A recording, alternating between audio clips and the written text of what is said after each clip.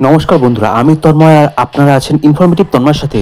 বন্ধুরা, আজকে আমি কলকাতা মেট্রো সম্পর্কিত একটা দারুণ আপডেট নিয়ে আপনার সামনে চলে এসেছি। বন্ধুরা, শিয়ালদা থেকে ধর্মতলার মধ্যে হয়ে গেল মেট্রোর প্রথম ট্রায়াল রান। হ্যাঁ বন্ধুরা, আপনারা ঠিক শুনছেন, শিয়ালদা থেকে ধর্মতলার মধ্যে হয়ে গেল মেট্রোর প্রথম ট্রায়াল রান। প্রথম ট্রায়াল রান সফল হয়েছে বলে জানিয়েছেন মেট্রো রেল কর্তৃপক্ষ। সকাল 11:20 শিয়ালদা থেকে শুরু হয় এই ট্রায়াল রান। ধর্মতলা রেখে পৌঁছায় 11:31। বউবাজারে মাটির নিচ দিয়ে মেট্রো প্রকল্প নিয়ে বিতর্ক তো আগে থেকেই ছিল বন্ধুরা। 2019 সাল থেকে ওই এলাকায় বহু বাড়ি এক্ষেত্রে ক্ষতিগ্রস্ত হয়।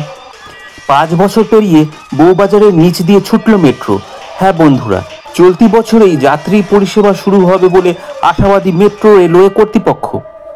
এদিন শিয়ালদা থেকে ধর্মতলার দূরত্ব পেরোতে এই মেট্রোর একটি সময় লাগে 11 মিনিটের মতো। কিন্তু এক্ষেত্রে মেট্রো কর্তৃপক্ষ জানিয়েছেন যে ট্রায়াল রান বলেই এতটাই সময় লেগেছে।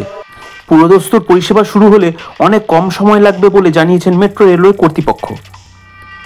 তাহলে বন্ধুরা, আজকে জানতেই পারলেন যে আগামী দিনে আর বেশি অপেক্ষা করতে হবে না আমাদের কলকাতাবাসীকে। এই বছরের মধ্যেই আশা করি পুজোর আগেই আমাদের এই মেট্রো পরিষেবা, অর্থাৎ শিয়ালদা থেকে ধর্মতলা পর্যন্ত যে মেট্রো পরিষেবাটা এখনো পর্যন্ত চালু হয়নি, সেটা চালু হয়ে যাবে।